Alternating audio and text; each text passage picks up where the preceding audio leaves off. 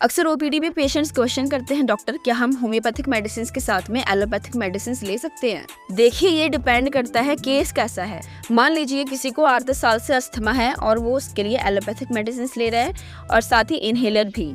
इतने टाइम तक जब इतने सारे ड्रग्स लेने के बाद होम्योपैथी में हार थक कर आए, तब पूरा केस सप्रेस हो चुका है और लंग्स को इनहेलर्स की आदत पड़ी हुई है। अब इस केस में इनहेलर एकदम से बंद नहीं कर देना है, धीरे धीरे उसकी डोज को कम करना है। जैसे रोज लेते थे तो ऑल्टरनेट डेज पर लेना है, फिर 2 दिन छोड़कर और फिर वीकली। और साथ में क्योर करने के लिए होम्योपैथिक मेडिसिन तो चलती रहेंगी। इनहेलर इसलिए लेना पड़ेगा क्योंकि आपकी बॉडी को उसकी आदत है।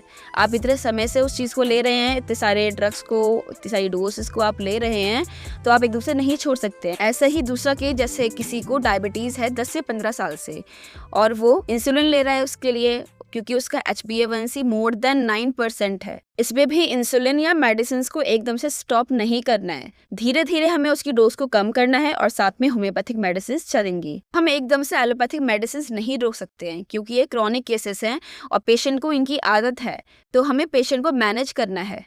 और दूसरा सिनेरियो है, अगर आप होम्योपैथिक मेडिसिन ले रहे हैं किसी भी नई प्रॉब्लम के लिए, मान लो कोई स्किन डिजीज है या फिर कोई भी आपका रूमेटॉइड आर्थराइटिस ही है और आपको ट्रीटमेंट लेने के बीच में ही स्किन सिम्टम फ्लेयर अप हो गए, यानी कि इचिंग बहुत बढ़ गई, तो आपको उसके लिए एकदम से एलोपैथिक मेडिसिन नहीं लेनी है। या आपका आर्य का पेन बढ़ गया है, आप उस कंडीशन में भी एलोपैथिक मेडिसिन लेने की सोच रहे हैं, लेकिन ऐसा नहीं करना है क्योंकि होम्योपैथिक मेडिसिन आपके वाइटलिटी पे वर्क कर रही है और आपके रूट कॉज को सही करके आपको ठीक करना चाह रही है और आप एलोपैथिक मेडिसिन लेकर के उसे सप्रेस करने की कोशिश कर रहे हैं। आप अपने होम्योपैथिक डॉक्टर से बात करिए, वो आपको अकॉर्डिंगली मेडिसिन देंगे या आपको एडवाइस करेंगे।